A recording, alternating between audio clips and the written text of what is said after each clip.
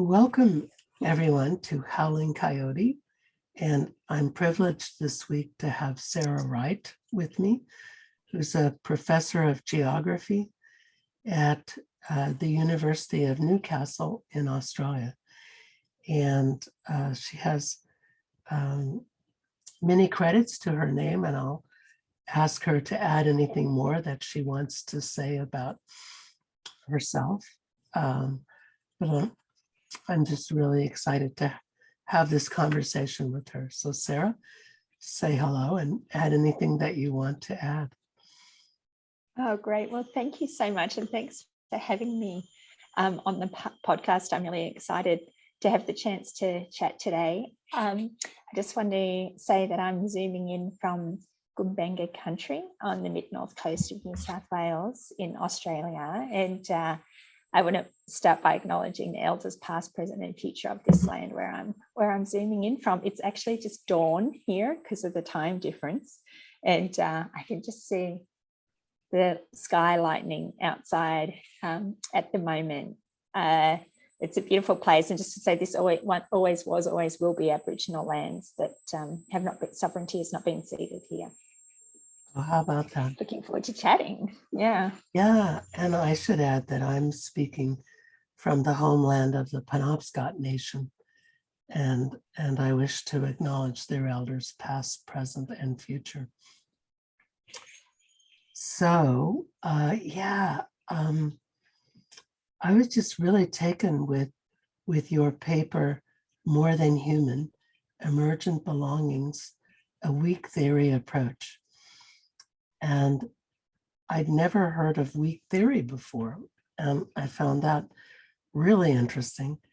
And it also comes upon, it's timely for me because I signed up for a course. I always take one course every semester. And I signed up for a course on the philosophy of belonging for the fall semester here at the University of Maine. And so I'm really interested in your thoughts and some of the projects that you've been doing to introduce people to the Indigenous Australian understanding of belonging to the land. And maybe we could start by your talking about belonging, because in the paper you begin by saying that belonging is a puzzling term. So if you could tell us more about that, I think that would be awesome. Yeah, thanks. I find, belonging it's one of those terms that people use all the time as if it's really self-evident. I mean, it's an important term to people. You hear, it's amazing how often, I speak to people in my work, perhaps asking, say with interviews and the things that people will bring up, they'll talk about and really center this idea of belonging and also of not belonging, actually. So this experience of being alienated or excluded is also really important to pay attention to. But in this piece and in my work, it seems that although people talk about it as if you should know what it is, and there's not that much of a sense. It's actually a very fuzzy kind of term that can be used in many different ways, from things that are very progressive and I guess, supportive of people, supportive of their attachments, their love and emotional attachments to each other and place, but also that sense of not belonging, of setting up boundaries so that forms of belonging that might be based on white supremacism or, exclusionary ideas of belonging. So it's a mistake to sort of think, oh, belonging, that's a lovely, warm, fuzzy term, we should go with that, without following some of the ways that it's used. And I guess then trying to support ways, more nourishing ideas of the term in the way that people relate to other people and place in different kinds of ways. So I try to trace that a bit in the article and in my work. Yeah, I think it's interesting because the colonizing form of belonging is, I take this and it's mine, and the rest of you get out.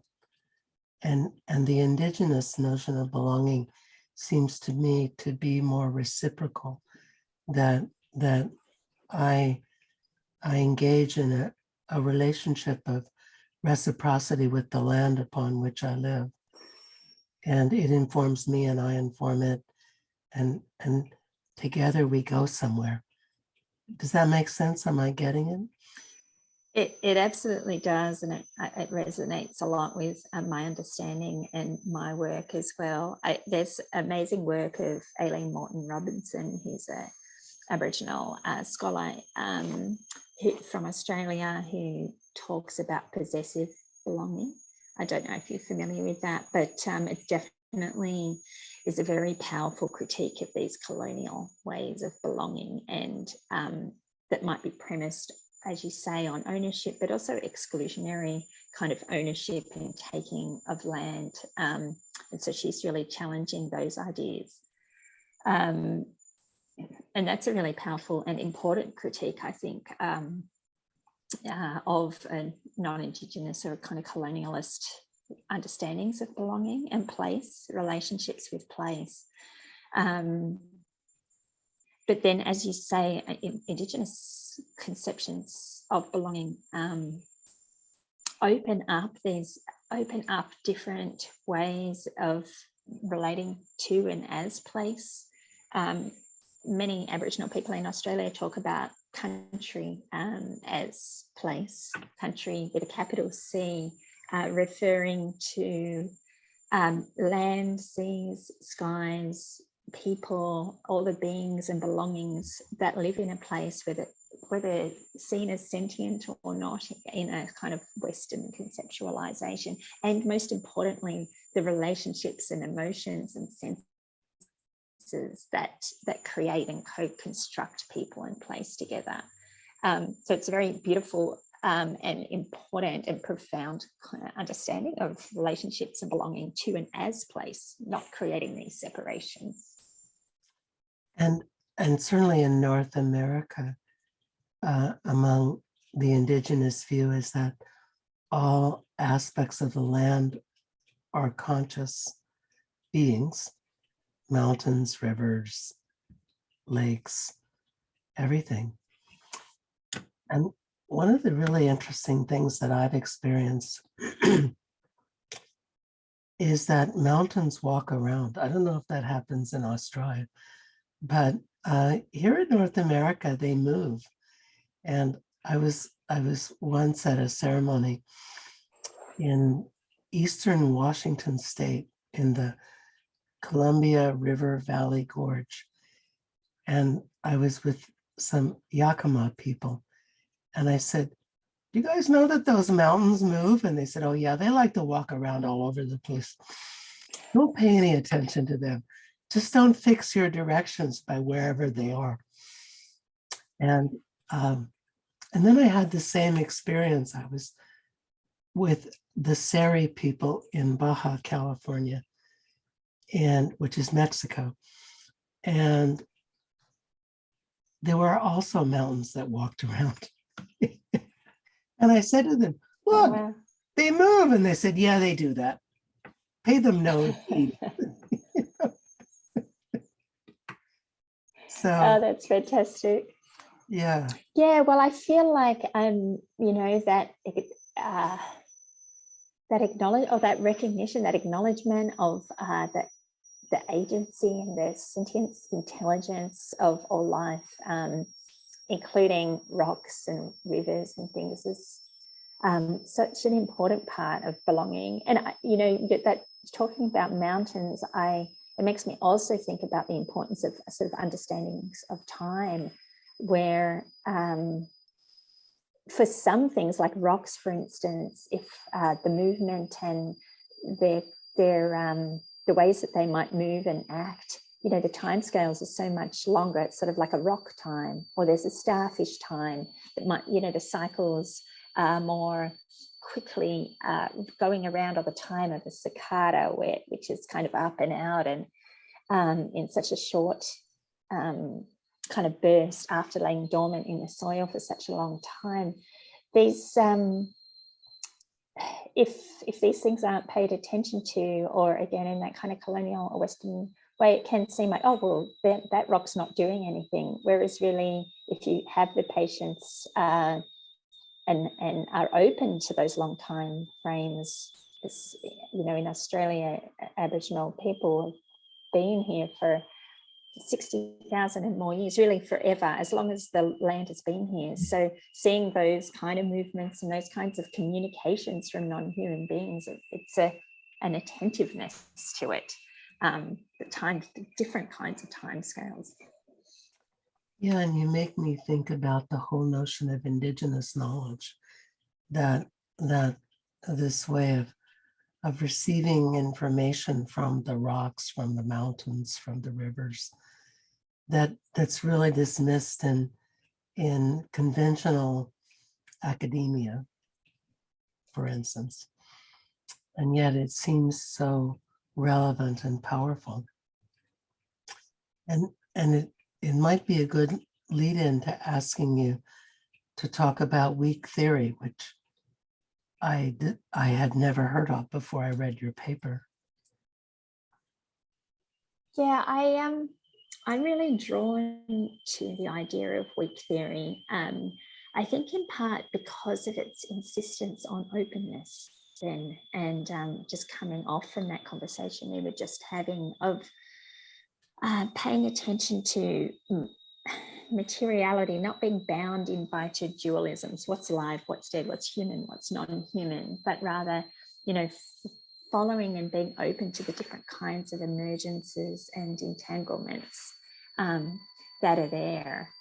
I thought that weak theory was a particularly interesting way to be thinking about belonging as well, because of that thought that, well, belonging being such an open term, meaning so much to so many people, it's not the kind of thing that you then should be closed down, because then that does, I don't know, even a violence, I guess, to the ways that the belongings are. So with weak theory then, which is something that comes out, which I came to through E. Sedgwick's work, was seeing as thinking of a reparative theory, a theory of repair that's looking at connections and it's being open to what's there. And I just found that really refreshing and different in terms of an academic approach, where, you know, in contrast to sort of theories or sort of ways of saying, no, it must be like this, or you must really focus on a singular answer. It's this kind of openness of being able to trace these kind of intimate threads and entanglements, and with a strong attention to emotions and affects, so that it really brings in a broader kind of understanding and is open to that. Yeah, and it made me think of Indigenous Logic. I interviewed a woman named Rebecca Sinclair, who writes about Indigenous Logic. And it's this idea that A and not A can coexist, that they're not mutually exclusive, that A and not A can both be true at the same time. You know, and it also made me think of fuzzy logic, that things are not black and white, that there's a lot of gray in the world. Yeah. Yeah. And I think that that's really such an important thing about that sort of A and not, or just opening up to these different logics. I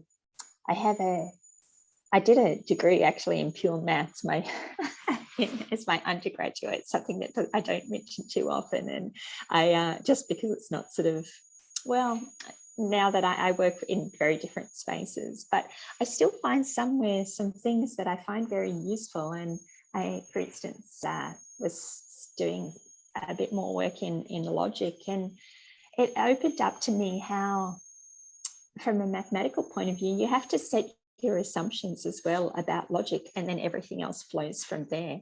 So, you know, your first step is to kind of look and see, well, what are these assumptions? Can we have A and not A at the same time? And that's actually kind of this kind of basic point from which other things flow. So I'm really intrigued. Actually, one of the communities that I work with here in Australia is in Arnhem Land at Bowaka. So some Yolngu grandmothers who are one of whom works as a principal in a Yolngu bilingual school in far north of Australia, and they've really designed a whole curriculum around Yolngu mathematics, Indigenous mathematics, but most specifically Yolngu mathematics. And some of the things that they really try to do is map these kind of concepts, or not map them, but be true to a Yolngu ontology around what kind of patterns and understandings there are, and how to understand patterns and of the world, which ultimately keep and hold everything, so that Indigenous mathematics and Yolngu mathematics and Yolngu and Indigenous logics are really important in structuring people's relationships with each other and with place, and have so much lived and deep insight around relationships with the world. And I thought that was really intriguing. I mean, the way that the community have really wanted to speak about some of these relationships as mathematics, to push back against kind of Western conceptualizations of what maths is. And so actually kind of politically using that term in a way, but also pointing out how actually mathematics can be such a broad idea when it's about patterns and relationships, and that those kinds of structures are everywhere in everything. Indeed. And it made me think about earlier today, almost randomly, I heard a discussion of quantum entanglement. And I realized we have no idea how that works. I mean, we know that it's there. We know that it happens, but we have no idea how it happens, or at least I don't think we do. I mean, maybe someone does, but I don't. And yet it's so fundamental to this notion of interconnectedness and interdependency. In the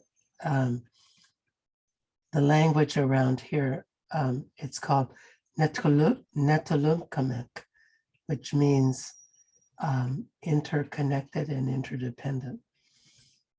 And it's really interesting that the locals had a word for that. I mean, the locals here in Maine, and that they understood, that everything is interconnected, and that any movement in one place affects every other place. And that seems so sophisticated mathematically as compared to colonial mathematics of the same time. We're talking about the 1600s. And I don't know, any thoughts on that? Yeah, absolutely. And it feels like, these so-called kind of great advances and cutting edge new theories and so forth from kind of a Western scientific perspective is, often enough it's like, oh yeah, of course, it's there.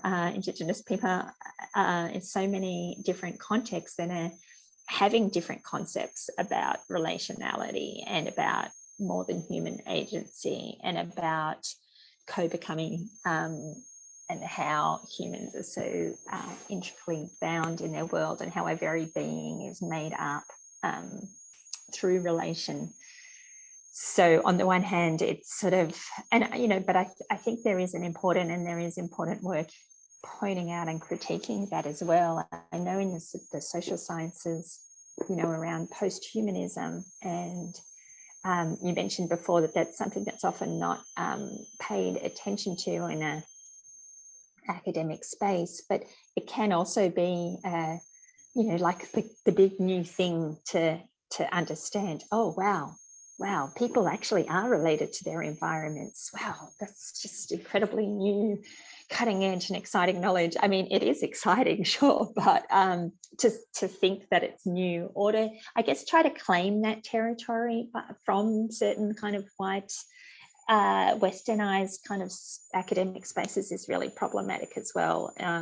So I think it's important in this work, and I mean, to acknowledge the different intellectual lineages of much of this knowing, as we put out, and resist very much the sense that academia is now suddenly discovering. It's like an intellectual colonialism, discovering these concepts of interdependence and relationality. And there's some really wonderful critiques out there by Zoe Todd and others talking about the kind of colonialism inherent in some of that approach to knowledge. Indeed. Though in the United States, we're still staunchly entrenched in empiricism, rationalism, reductionism, and all that entails. Though I wondered, there was a book I read called Introduction to Nomadology. And it was written, Right. I don't know if you know that book, but it was written by an anthropologist and an Australian elder and a painter. And they walked around in northwestern Australia. I think it's called the Kimberley or something like that. Kimberley, yeah. And everywhere they went, the elder told them a story from that place. And he said, well, you can't tell this story unless you're standing in this place, because the story belongs to this place. And so if I was in another place, I couldn't tell this story because it doesn't belong. And it was such a fascinating book. It really moved me. It was focused around Broome, which I guess is a city in the Kimberley, or a town. I'm not sure. I've never been to the Kimberley. The closest that I've been is to Perth. Yeah. Yeah. Yeah. I haven't read that book, but certainly that connection of stories to places and the importance and agency of places is so fundamental in so many Aboriginal cultures. One example that for me is working in Arnhem Land with the grandmothers. We've written a book together on called Song Spirals, which is very much about song and ceremonial keening for women and its relationship with place, and the way that it actually actively creates and makes place, but is also made by place. We were having kind of conversation and going over something, just clarifying in our book that we were writing together, and asking what words to use. And we were at the time at a different homeland for a funeral for some sorry business. And we went through and we had to correct all these words that we had been using, Yolngu words.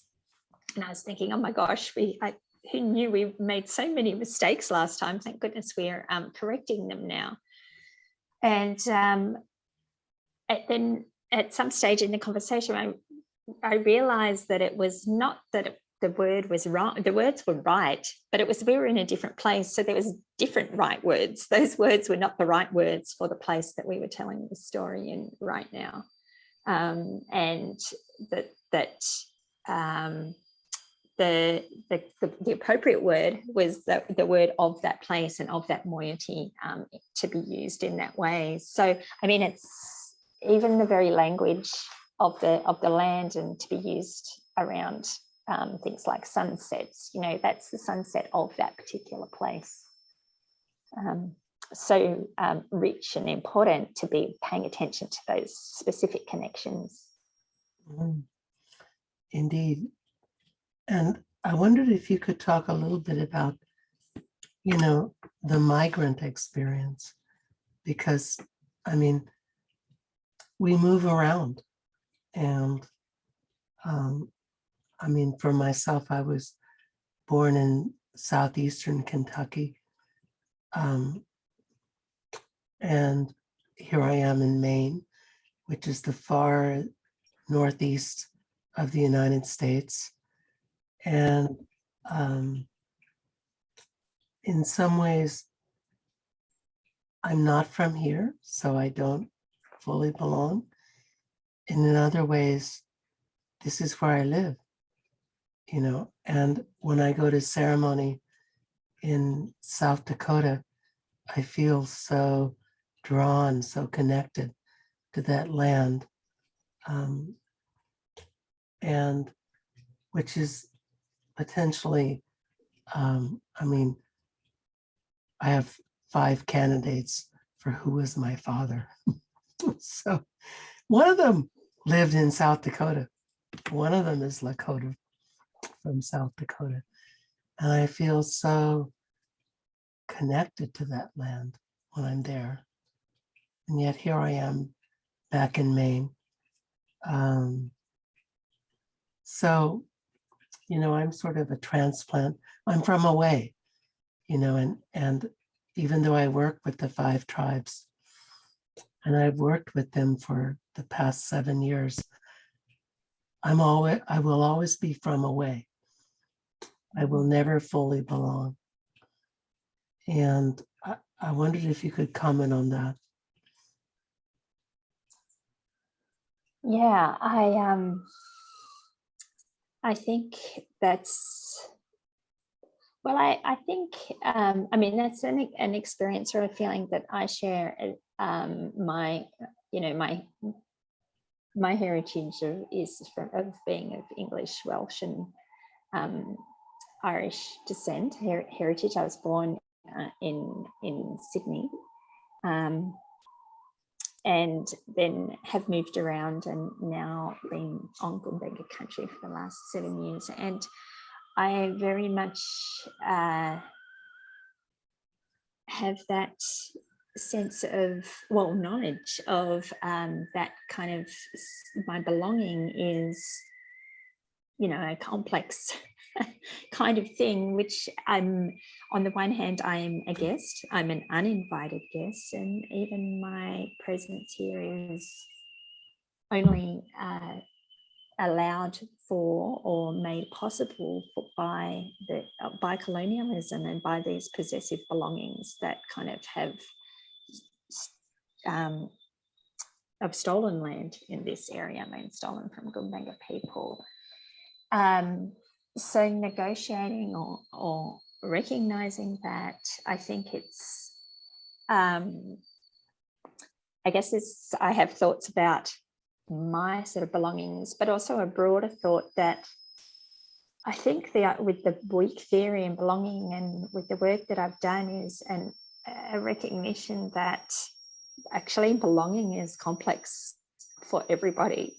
Even when people, so for instance, many Indigenous people or people who I work with here, like Annie Shah Smith and Uncle Bud Marshall, who are elders in this community, Gumbaynggirr elders, although in the belonging that they speak of is so rich, it's so embedded into their very being and with their ancestors and old fellows of this place, it's still, when they speak of their belonging, it's still a complex and fraught kind of thing in that case, because of colonialism and lived experiences of being not like of being told that they're not belonging, of Uncle Bud being an an elder being sort of excluded from school or from hospitals and things. So, and the everyday racism that is around, that still has messages of not belonging for people as well. So I think that idea of belonging, of seeing it as a complex thing, and then I guess though then nourishing or looking for ways to nourish respectful ways of coming together, that and relationships with the land as a good guest, so that it's an active process of, I mean, it's now speaking for me, an active process of nourishing relations and building good relationships and trying to be a good guest, a responsible person who listens to what country has to say here and is aware of and tries to follow the rules of the Indigenous laws of the place, but also knowing that that is not something that I can claim for my own, and that I'm in relationship with that though by being here. I find that you know, Anisha speaks of that everybody, that this is sort of the time for everyone to I guess call in their ancestors and create connections, but not in ways that erase kind of violences or exclusion, but nourishes the actual connections and the good relationships as we can. Yeah. And I find that's one way that I try to kind of think about those belongings without being paralyzed by the problems, but supporting the kind of more tentatively open and nourishing ones that we can make. And there's that experience of not belonging. And I mean, even though, well, for myself, I'm part Indigenous, part European, as many people are in this country now, in the United States. And so I have the experience of not belonging to the land in Maine or to the Indigenous people in Maine, not entirely belonging to the people in South Dakota, from where my possible father comes. And, you know, there's a certain alienation that exists for many of us of where do we belong, that we have the experience of not belonging to many places, but where can or do we belong? And can the land accept us even if the people who live upon the land do not accept us? Can the land embrace us even if they don't? You know, they say here in Maine that in order to belong, you have to live here for 7 generations. Well, that's not going to happen for me. So I don't know, what are your thoughts about that? Well, I guess I mean, for me, it comes back to a bit to the sort of processes and being okay with partial kind of understandings and finding ways that partial belongings, maybe you're now, I guess, still in your first generation, but I feel like that's still a movement, or that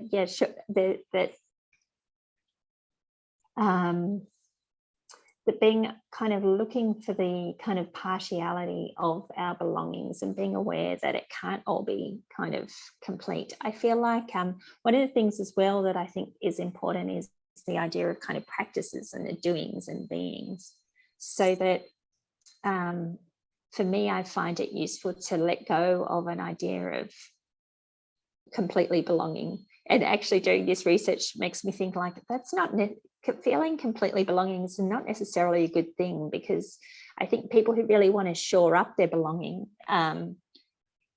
often in the literature, I mean, that's sort of, to me, a bit allied with sort of that kind of, again, these problematic ideas of borders and white supremacy, and people like in Australia, the sense of wanting to control the border, who comes in and so forth. So there's a lot of problematic things, especially for me as a non-Indigenous person, around asserting strong claims of belonging, so that partial belongings can be nourishing and living practices and supporting the practices. Not saying can it ever happen, but where are the bits where it is happening a bit, and where can I nourish that and feel those belongings, pay attention to country and listen to when country's talking to me, and reflect on my own relationships, not in a way to make claim of 100% belonging, but to be where I am,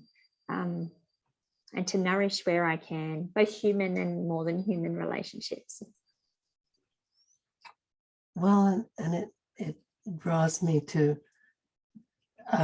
the part of your paper where you talk about emotions as relational, and this idea that emotions exist at the borders, at sites of contact, and that if I read you correctly, that this sense of belonging arises out of the emotions of relationality. Is that a fair interpretation of what you're saying? Yeah, I think, yeah. Emotions of relationality and practices, so that these two things can also be bound together, and they're sort of coming into being together. Yeah. So that emotions are important. And, you know, I was thinking as well about the importance of grief and of pain as well, so that actually sometimes belonging with people comes through the experience of pain. So it's not always necessarily only kind of positive, warm, fuzzy feelings around belonging. And that there is an important place for that. I mentioned briefly before about song spirals and the ceremonial singing from the Yolngu women from Bawaka that I work with. And actually the ceremonial singing of the women is a crying, is a pain, singing for the pain of those in those relationships with country, with other people, for people lost, for the non-belonging, for the times when things aren't good. So I guess it's also honoring those as well, and that can include the sense of feeling or acknowledging that belonging is partial and conflicted, and that alienation and not belonging is really part of our experience. Yeah. There was a passage that I really liked.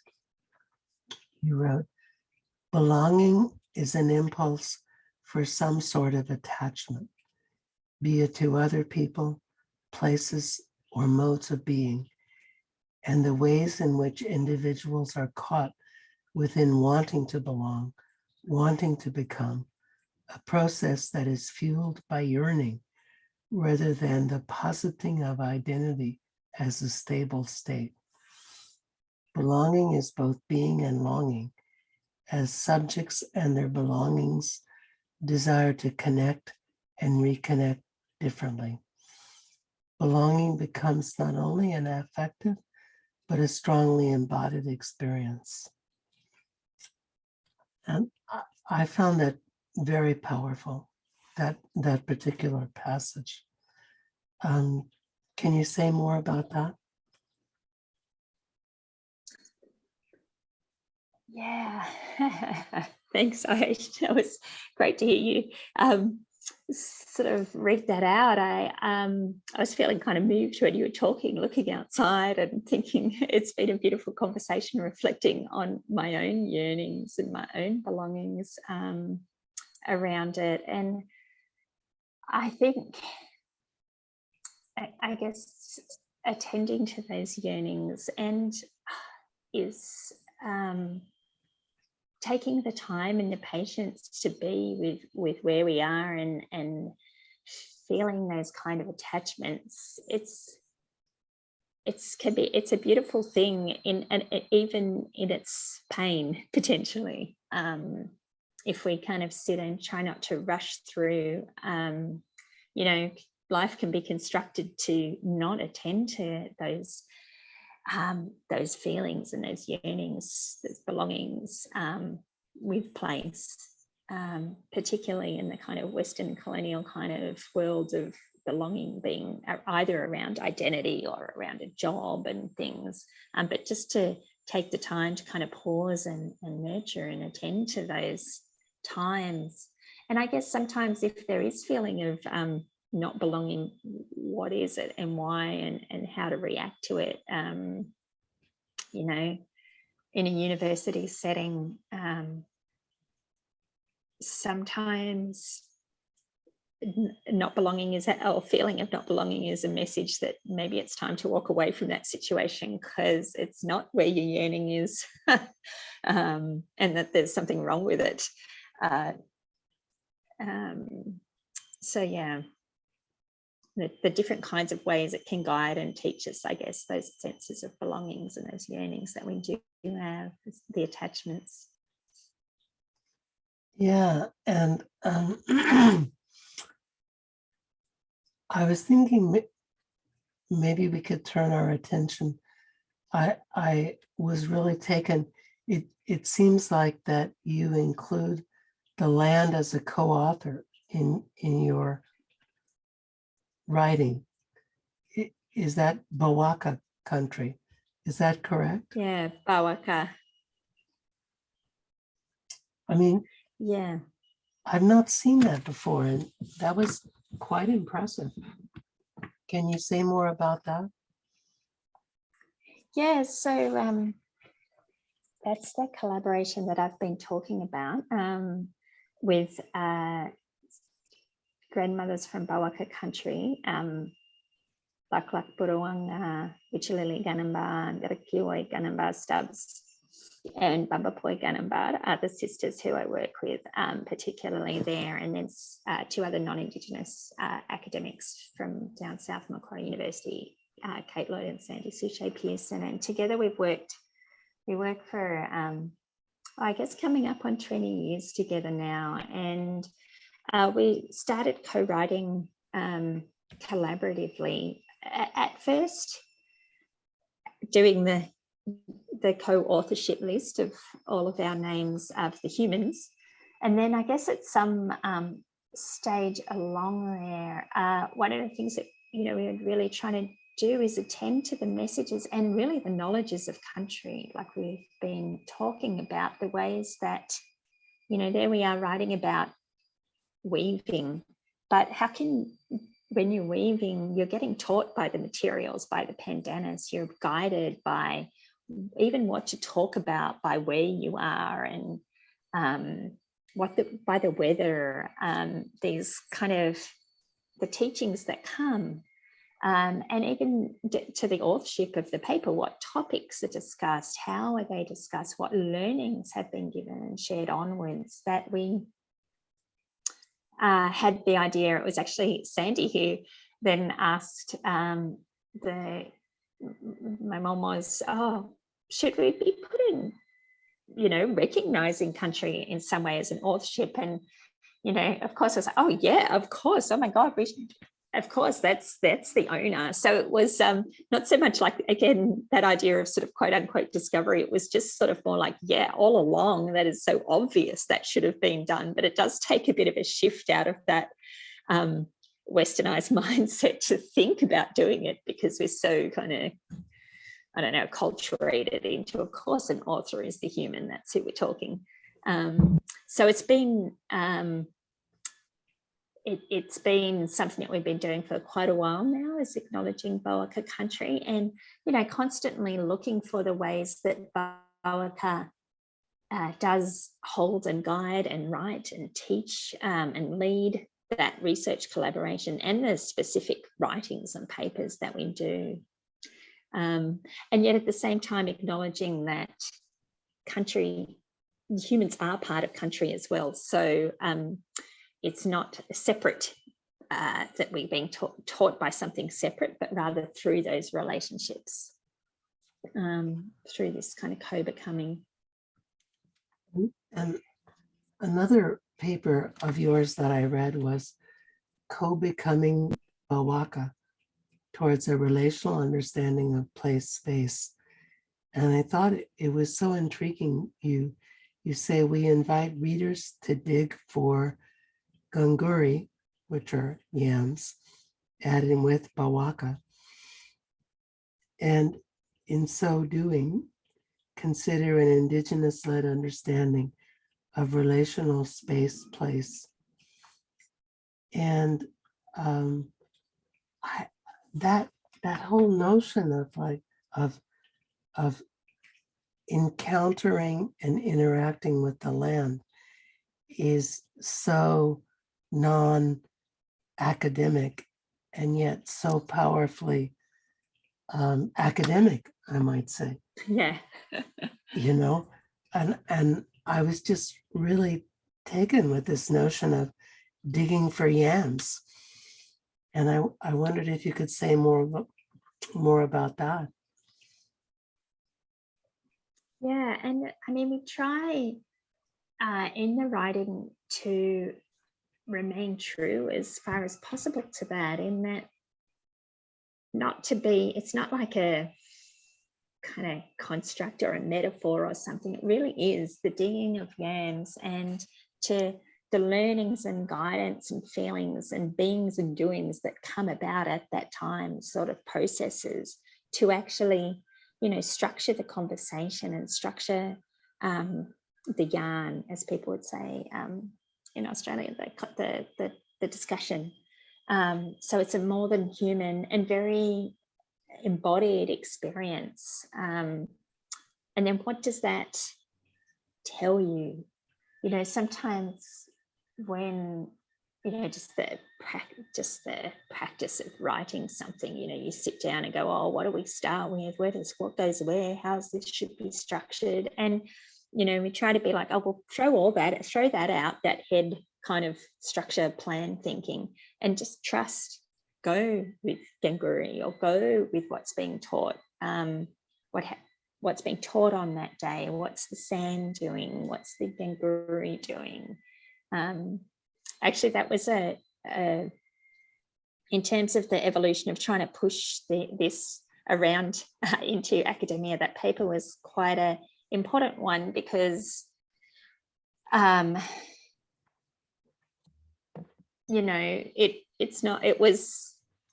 think the journal was relatively supportive. Journals have been relatively supportive, but obviously it's a bit outside the academic box to be, there's even forms where you have to write who's the author, and what's the author's email address, and what's the author's title, and things like this. So, with that one, it was great that journal, which is Progress in Human Geography, which is a pretty influential journal in the geography space, was supportive in following through. So after that, we were able to then kind of point to that and say, oh, look, they can do it. You can do it too. Even if your form is struggling, you can make it work a bit harder to make these changes. And that's kind of worked out. But even that notion of being really true and really led to by Gunguri, by the yam in that case, we did have one reviewer who was saying, no, this is, you need to restructure it, you need to do blah, blah, blah. And it was the first time as a group that we, really doubled down and wrote to the journal saying, sorry, we're not doing that. We're not doing that. And it was Gunguri who really said, no, don't do that. Don't restructure it to put the literature up the front and have it all kind of a more formal Western academic and cite anthropologists who can prove that that's the way that things are done. Follow Gunguri and do that and push back and remain true. And actually through that kind of process, we were at that article was able to be published. against the will of the one reviewer, in part because we had other fantastic reviewers and they sent it out to someone else and it worked around. But yeah, so it's an interesting, I mean, it's part of the process to really follow and learn from that. Indeed. And of course, working with the grandmothers, they don't have any interest in what the forms say that you're meant to do. They have knowledge of the Gangarian interest in communicating what they want to communicate, and it's up to my job and to make sure that comes through as best as possible and fight for that space to be made in a more kind of formal Western sort of academic space. Indeed. And the other paper of yours that I read was about fishing for Weekun at Bawaka. And I hope I'm pronouncing it sort of correctly. Weekun. Yeah. And that was a really cool paper too. And can you say a little bit more about that paper and that process? Yeah, again, that was sort of that time when we were really trying to work or challenge that academic writing style to be as open as possible. I mean, obviously, there's income. You can't communicate these ideas in English or even in writing. I mean, Weekun, the mullet, has its own knowledges and ways of working that aren't transferable, and that humans, even for the Yolngu families, it's outside their experience, let alone readers not from there who don't speak Yolngu and aren't Yolngu and don't have those relationships. So I guess it's always partial, but the communication is still really strong. And that was a beautiful paper to write and to even to rethink about, because it's speaking very much about Weekun, and I can imagine and be there, feel there.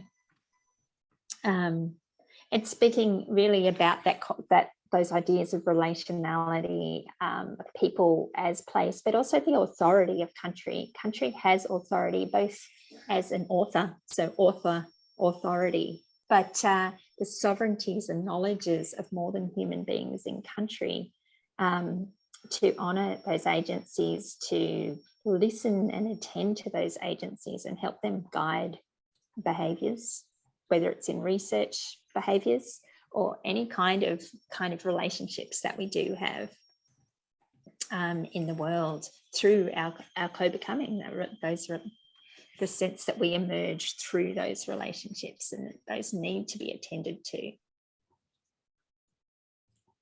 It makes me think of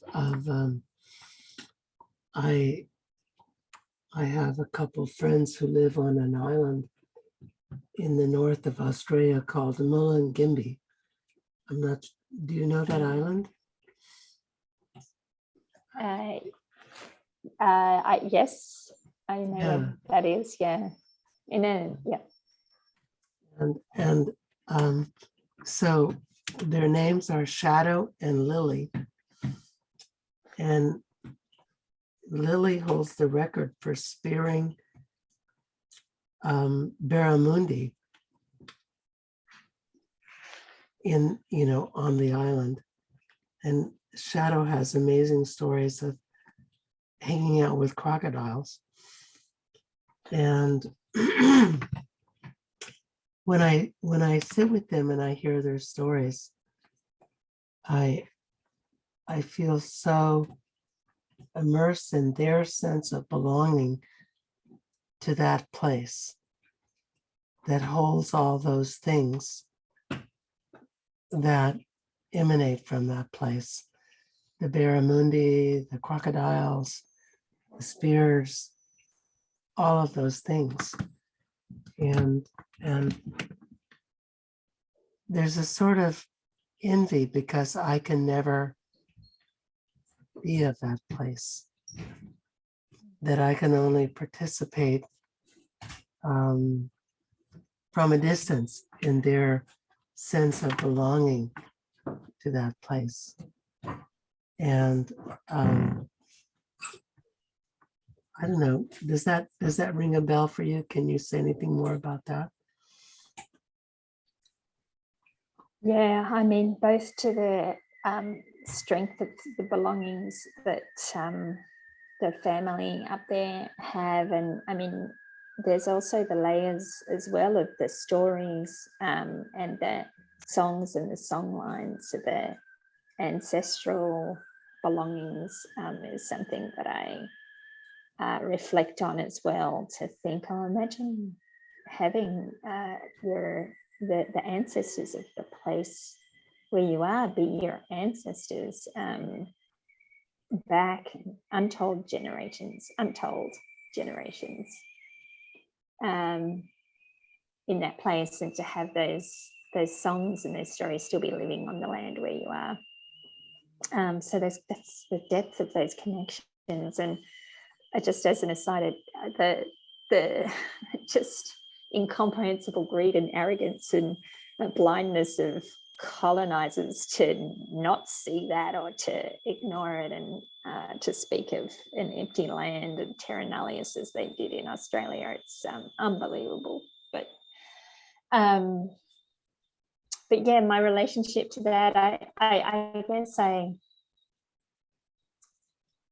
can, you know, when you go, I guess one thing that I find when I am visiting there is, because in Arnhem Land, those strengths of connections, and the grandmothers who I work with in the Yolngu world, when they have visitors who are not Yolngu, they need to be placed in the system of Garutu, which is the system of kinship, in order to become visible to country, and also to have sort of relationships and responsibilities as well. So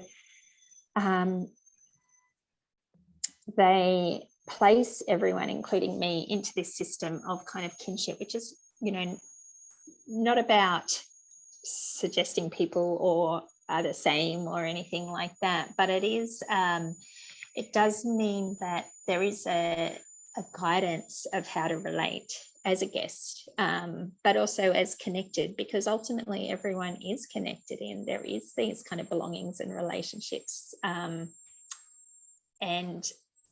with the Yolngu grandmothers, and as is common in Arnhem Land, is that, well, there's pre-existing law and relationships and stories there, and the way to kind of invite people in, or the way to maintain that, is to keep that as the main central system, and then place people in kind of relationships. So that provides some kind of, I guess, understanding about those obligations that you might need, which in no way is akin or parallel to the depths of the connections that you were talking about, or that people experience. But it is, I guess, a step on a journey, or a tentative kind of guidances around kind of ways to relate to those belongings, even knowing, as you say, that that's something that I, or that as you say, that we can't ever experience on that level.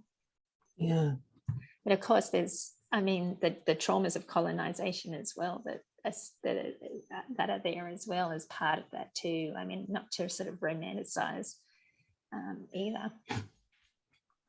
Yeah. So I think we're drawing toward the conclusion of our conversation, which has been really fun. Okay. And I just wanted to bring up one more of your papers that I read, Okay. which is Revisiting How We Learn in Academia, Practice-Based Learning Exchanges in 3 Australian Universities. And I thought it would sort of be a nice conclusion to reflect upon how can we change academia, the academy? How can we make it more experiential and transformative? And I think that's what you're writing about. And I thought that might be a good conclusion, is to think about how can we do that? Yeah, it's a hard one at the moment, actually, because some of the things and the thinking, I guess, what we were talking about in that paper, you know, was involved in more experiential kind of processes that students have, and again, that relationship building. And